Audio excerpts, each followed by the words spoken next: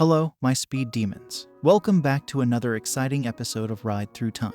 I'm your host, SK, and today we're diving deep into the gripping tale of Benelli, the second oldest Italian motorcycle company. So buckle up your helmets, rev up those engines, and let's take a wild ride through history. Picture this, the year is 1911, in the Italian city of Pesaro. A trio of passionate brothers, Giuseppe, Giovanni, and Filippo Benelli, decided it was time to venture into the world of motorcycles. Little did they know, they were about to kickstart a legacy that would withstand the test of time. The Benelli brothers initially started their journey by assembling and selling motorcycles from other manufacturers. But the burning desire for innovation and the unmistakable rumble of their own engines led them to produce their first Benelli motorcycle in 1921, the iconic Benelli 125. Talk about putting the pedal to the metal.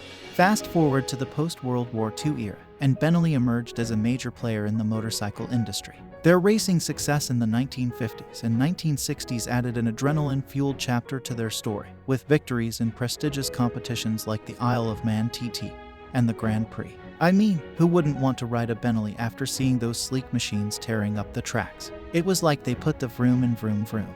But, as with any great saga, there were twists and turns. In the late 20th century, Benelli found itself in financial turbulence. The company changed hands several times, but it wasn't until the early 2000s that Benelli truly captured the spotlight again. Enter the Chinese connection.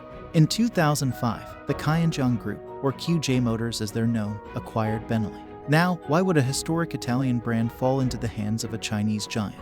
Well, it's a tale of business, ambition, and perhaps a hint of romance. Love is a mysterious thing, folks, but sometimes it's written in the contracts. QJ Motors saw the potential in Benelli, the history, the legacy, the sheer coolness, and decided to bring it under their wing.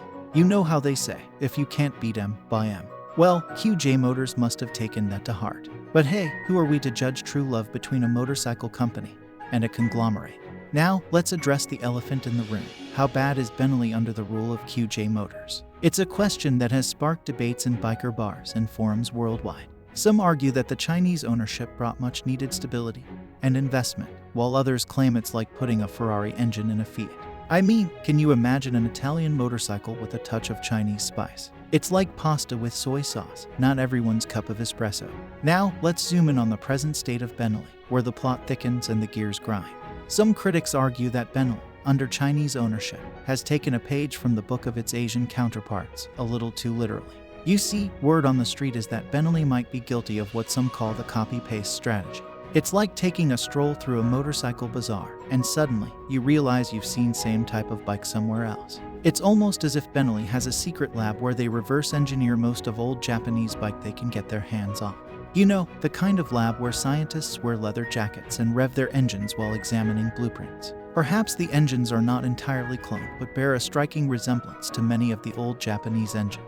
Furthermore, Benelli and QJ Motor produce almost the same bikes, the Benelli 302S or the QJ SRK 250 and SRK 400. They're like triplets separated at birth. There might be a slight bore size difference, but they almost share the same motorcycle DNA. And don't get me started on the SRK 600 and 600i, they are almost the same too. But wait, there's more. If you take a closer look at the smaller displacement bikes, Benelli 180S and the TNT 150i, they're like those relatives who always show up late to the party, in this case, the performance party. It seems like they're lagging behind their competitors. Now, you might be wondering, why, Benelli, why? But here's the kicker, it's not just about the déjà vu-inducing designs. Some riders argue that the quality of Benelli bikes falls short when compared to their Japanese counterparts. It's like comparing a knockoff handbag to the real deal. Sure, it might look similar, but the devil is in the details. So, in the grand scheme of things, is Benelli thriving in the midst of this creative borrowing? Or is it more like a game of catch-up with a twist of questionable authenticity? One thing's for sure, the motorcycle community is buzzing with opinions, debates, and a healthy dose of memes. But hey, isn't that what makes the world of two wheels so exhilarating?